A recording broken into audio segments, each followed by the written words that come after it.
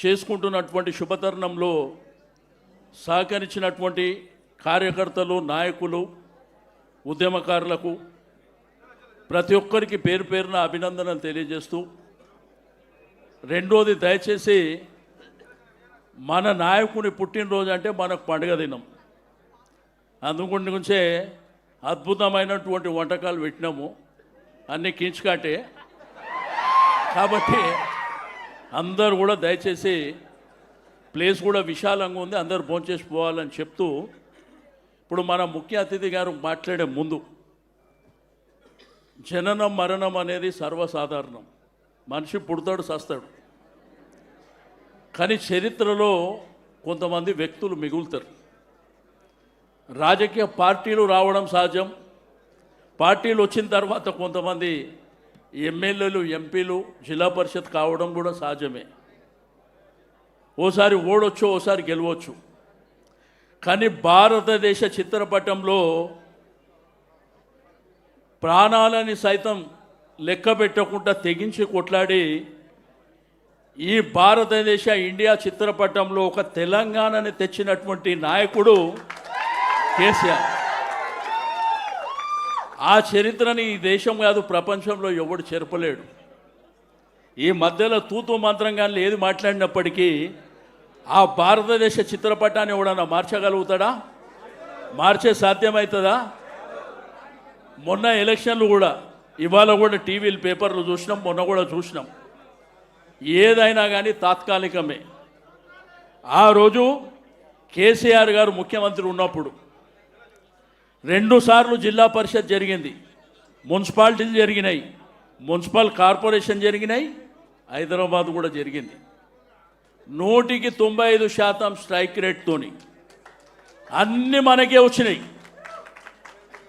కానీ ఈ కాంగ్రెసు ఈ దుర్మార్గమైనటువంటి పరిపాలనలో పంచాయతీ ఎన్నికలు జరిగితే ఏం జరిగినాయి చూసారు.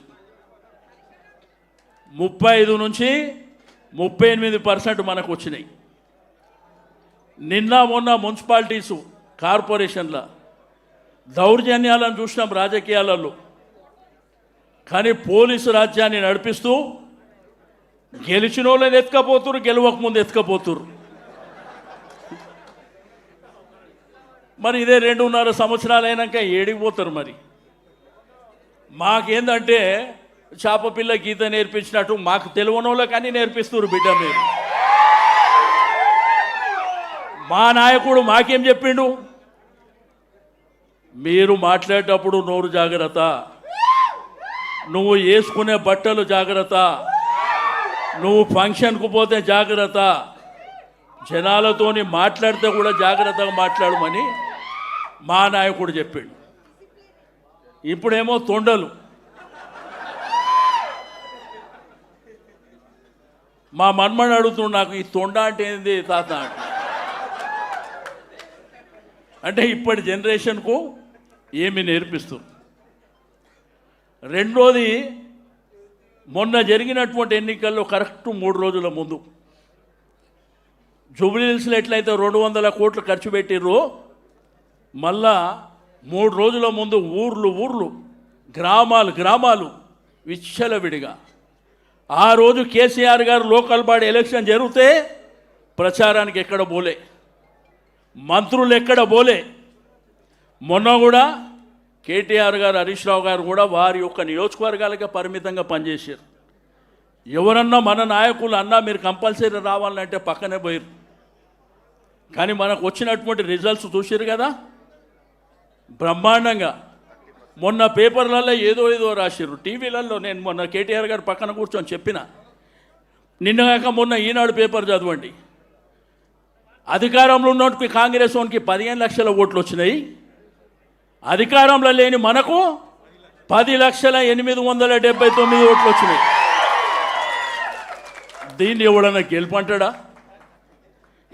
గెలుపంటాడా? మనవలను రాత్రిలో పూట ఎత్తుకపోయి, సరే పాపం పండినప్పుడు, పాపాలు పండేటప్పుడు ఇవన్నీ సర్వసాధారణంగా జరుగుతాయి.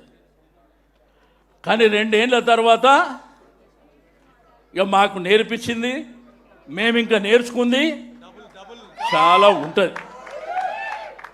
అందుకే మీ అందరికీ చెప్పేది ఒకటే, చరిత్రలో మనుషులు వస్తారు పోతారు, జననం మరణం అన్నీ జరిగినాయి, పార్టీలు కూడా ఉన్నాయి. కానీ ఒక దేశ చిత్రపటంలో ఒక రాష్ట్రాన్ని సాధించినటువంటి ఏకైక నాయకుడు కేసీఆర్ చరిత్ర ఉన్నంత వరకు ఉంటాడు. ప్రభుత్వాలు ఎవరున్నా వచ్చినా పోయినా పర్వాలేదు, కానీ ఈ రాష్ట్రాన్ని ఎవరు తెచ్చిండ్రు ఈ తెలంగాణని అంటే కేసీఆర్. అద్భుతమైనటువంటి పరిపాలన.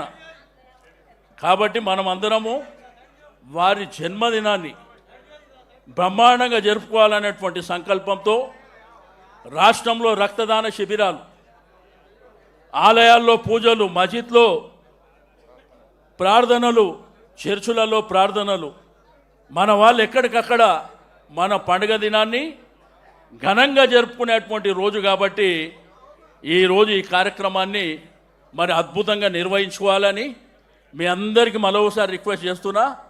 అందరికీ భోజనం ఉంది, మీద పడకండి. కుళ్ళ జాగా కూడా చాలా కుళ్ళ పెట్టినాం, అక్కడ కౌంటర్లు కూడా ఎక్కువ పెట్టినాం. ఈ కార్యక్రమం మన ముఖ్య అతిథి గారు మాట్లాడిన వెంటనే నేను మా ముఖ్య అతిథి గారికి, మా ప్రత్యేక అతిథి గారికి, మా మాజీ మంత్రులకు మీరు కూడా దయచేసి భోజనం చేసిపోవాల్సిందిగా మీ అందరి ప్రకారం రిక్వెస్ట్ చేస్తూ, ఇప్పుడు గౌరవనీయులు మన యువ కిషోరం యువ నాయకుడైనటువంటి కేటీఆర్ గారిని మాట్లాడవలసిందిగా కోరుతాం. జై తెలంగాణ. అందరికీ నమస్కారం. గౌరవనీయులైన పెద్దలు, గౌరవనీయులైన మాజీ మంత్రివర్యులు,